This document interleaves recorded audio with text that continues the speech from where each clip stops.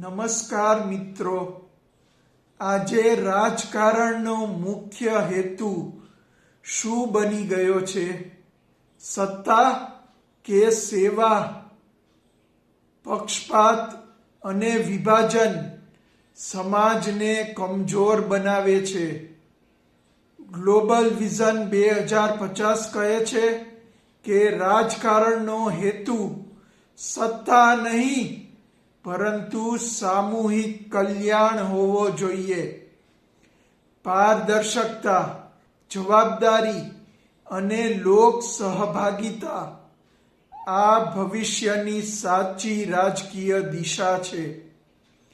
જ્યારે શાસન માનવતાને કેન્દ્રમાં રાખે છે, ત્યારે જ સમાજ મજબૂત બને છે.